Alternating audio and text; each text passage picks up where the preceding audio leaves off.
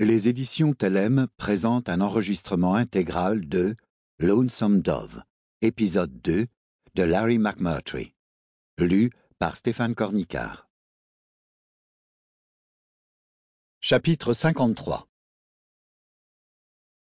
Bien avant que la barge de whisky n'arrive au terme de son voyage, Elmira comprit qu'elle aurait des ennuis avec Bigsway. Même si l'homme ne s'était jamais approché d'elle et ne lui avait jamais adressé la parole, elle sentait son regard lourd posé sur elle, chaque fois qu'elle sortait de son abri pour s'asseoir et contempler l'eau. Après qu'ils eurent chargé le whisky sur des chariots et pris à travers les plaines en direction de Bent's Fort, il continuait de la suivre des yeux, quel que fût le chariot dans lequel elle avait choisi de voyager ce jour-là. Elle avait l'impression que c'était sa petite taille qui suscitait l'intérêt de Bigsway. Par expérience, elle avait remarqué que les hommes de très forte corpulence semblaient l'aimer pour sa taille minuscule, et Bigsway était encore plus imposant que le chasseur de bisons qui l'avait incité à trouver refuge auprès de July. Parfois, le soir, lorsqu'il lui apportait son repas, Fowler s'asseyait auprès d'elle pour échanger quelques mots. Une cicatrice lui barrait le nez et lui fendait les lèvres pour se perdre dans sa barbe. Il avait l'air dur, malgré son regard rêveur. « Ce trafic de whisky est sur le point de tourner court, » lui dit-il un soir. « C'est les Indiens qui faisaient marcher le commerce. Maintenant, ils sont presque tous enfermés dans les réserves au sud de la région.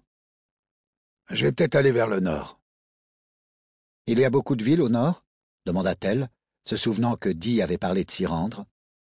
Dee aimait vivre confortablement. Il appréciait les hôtels, les coiffeurs, ce genre de choses. Un jour, elle avait proposé de lui couper les cheveux et obtenu un piteux résultat.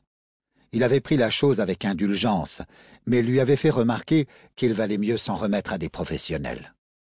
Dee tirait vanité de son apparence. « Il y a Ogallala, » répondit Fowler. « C'est sur la plate. Il y a aussi des villes dans le Montana, mais c'est loin. » Bigsway avait une voix grave. Elmira l'entendait parfois s'adresser aux hommes, sa voix recouvrant même le craquement des roues de chariot. Il portait un long manteau en peau de bison qu'il ôtait rarement, même lorsqu'il faisait chaud. Un matin, il y eut une grande agitation. La brume venait de se lever quand l'homme de garde, un jeune homme très nerveux, déclara avoir vu 6 Indiens sur un monticule. S'il s'agissait d'Indiens, en tout cas, on ne les revit plus. Pendant la journée, les hommes surprirent 3 bisons et en tuèrent un. Ce soir-là, Fowler apporta à Elmira une tranche de foie et un morceau de langue de bison. « Les meilleurs morceaux », assura-t-il. Le fort... Sample complete. Ready to continue?